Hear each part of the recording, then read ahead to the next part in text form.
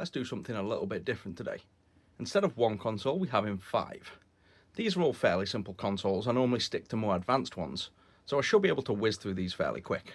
We've got about 3 or 4 hours left of the day, so let's set a timer, jump on these and see how many we can get through. So this is the list of consoles we have. We have a SNES, sent in bare as you see.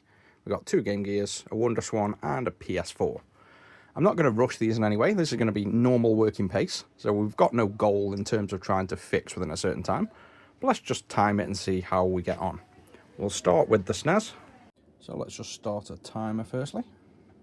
And now if we take a look at the SNES, the customer basically says he brought it non-working, found it had got shorts across the rectifier, which will be the voltage regulator, and basically sent it at that stage. So let's just take a look at this.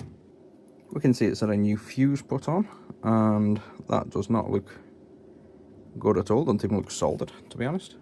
And ripped traces. Yeah, so the input's completely ripped. The ground looks okay. The output's got part of a pad left. We've got enough of the pad at the top for the input.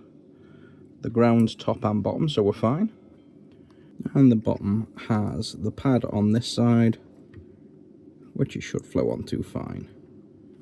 And with that now soldered on input and ground, and the output connected to the pad that's left, let's just power this from bench first so we can monitor the current. And with 9 volts in, let's just use a switch. And it's booting, but we have video RAM issues. Yep, so that's either going to be these video RAMs, or the one chip, or traces between. So let's just try a quick trick of warming up the video RAMs while it's on. And then looking for if anything changes while we warm it up. And that doesn't appear to. So I think next step is chuck some new video RAMs on. This is quicker than looking for trace damage, and we can inspect under here when we take these off. I'm just whipping these off a donor console.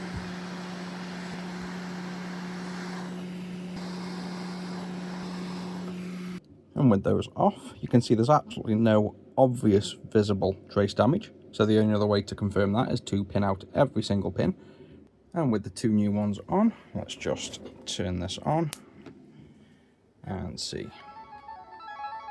Nope, that didn't gate either. I've also balled out every single pin all the way around, so every single pin goes to the one chip. Just for good measure, I've also swapped the work RAM just to be sure, and we still get the exact same issue. Unfortunately, that basically means the one chip, this actual ASIC, will be dead. That's why I've kind of replaced the work RAM, even though it's not really related to video, just to be sure, because now the only step left is the main ASIC is dead, which is effectively a no-fix because it's the cost of another console to take this chip out of. And with the one chip lifted off, I've checked every single pin and trace from this to every location it goes, and it's all good. So unfortunately, this one is basically a no-fix. I've labelled this as the bad chip, and it will be this chip. I've seen it a few times. There's nothing else left in this kind of process that could cause that issue. That brings us to 53 minutes because of all of the extra double checks to make sure this is the problem. So let's tackle this Game Gear first. It's coming for just a recap, but it might need more. We'll do 9 volts from the bench. We've got the customer's original boards in the minute and Sonic. The first step is red light boot, which we get, and actually you can see the screen's partly working. There's no audio, so could be a dead speaker or audio board. And I'm plugging in a clean amp with a new speaker. You can see we get audio. The screen, I'd say, is probably going to have those artifacts on when we finish the recap, but let's just do that first. That's all the recap done with our ceramic cap kit. I've recapped the audio board as well, because that wasn't working and sometimes it fixes it. So let's just have a go now. The audio board's now working. That's effectively working for the customer with his screen. And if he wants to remove these lines, the option is a clean screen upgrade. So that's this one done. And that one didn't take too long. We're an hour and 20 in.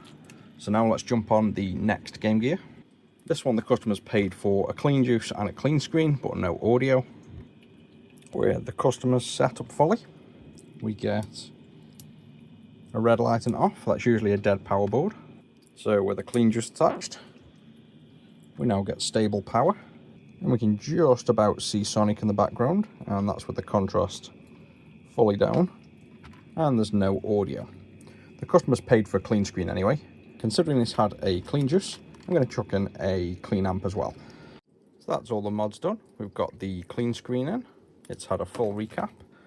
We've got a clean amp duo, just with a single speaker for testing at the minute, and a clean juice. Let's just chuck Sonic in.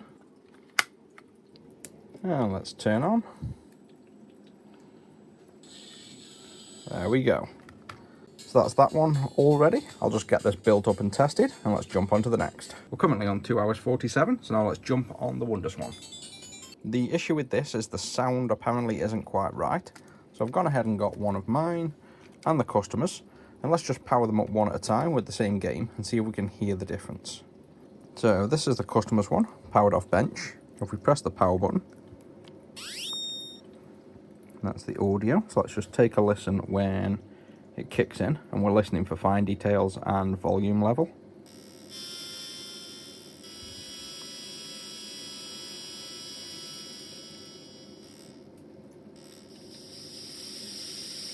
Now let's compare that to our Wonderswan.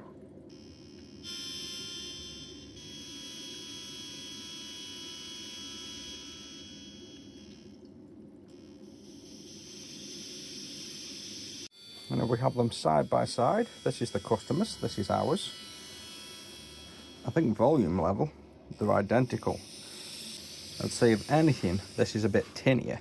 Now, when it was powered up in the shell, it was definitely quieter than ours, but outside of the shell, I think the volume's left exactly the same. So I don't know whether just swap these speakers around, and let's see if the tinniness goes away, whether it is just a simple case of a bad speaker.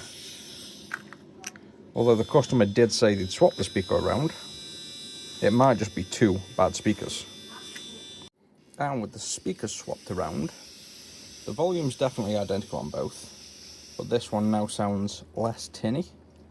So I think it was just a case of a bad speaker. And you'll also notice our originals have these seals on that push against the shell, and the customer's one here and the replacement one he sent, neither of them have it. And with that built back up, there we go, that sounds nice and loud.